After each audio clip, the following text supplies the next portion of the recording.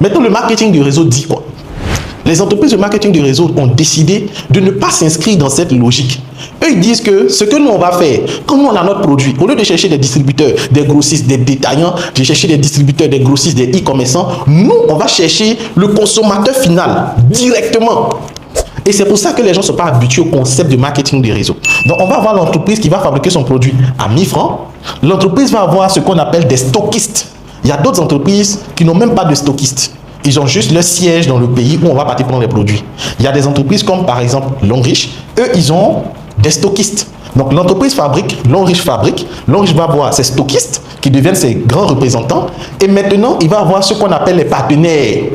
Quand je suis partenaire à Longrich, je suis partenaire à RBA. Eux, c'est ces consommateurs-là qui vont venir prendre le produit chez le stockiste.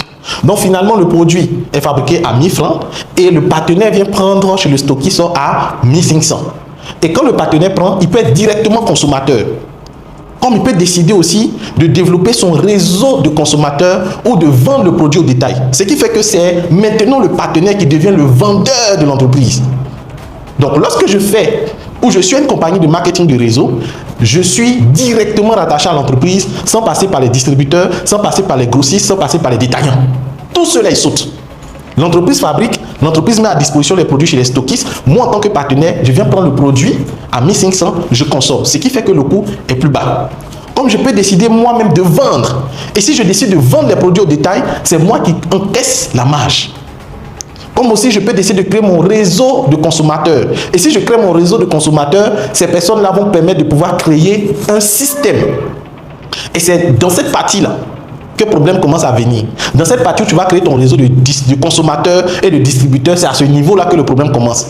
Parce que les gens disent, ok, c'est pas le truc où on envoie son frère, sa soeur. Non, c'est simplement le fait que la personne va se dire, attention, moi j'ai une compagnie qui propose des pâtes, qui propose du savon. Et moi, l'entreprise me permet de prendre directement ces produits-là.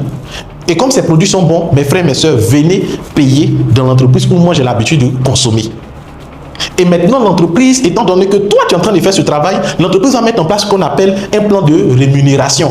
Ça veut dire que désormais, c'est toi qui deviens mon vendeur, c'est toi qui deviens mon ambassadeur. Donc, tout l'argent que les grossistes, les détaillants, tout cela, ils devaient prendre là. Moi, je vais mettre en place un plan pour pouvoir te donner ça, sous forme de commission, sous forme de voyage, sous forme de maison, sous forme de bourse. Et c'est pour ça que vous allez voir que certaines entreprises de marketing des réseaux, en fonction de leur plan de rémunération, ils vont proposer des primes, des commissions, des bourses, etc.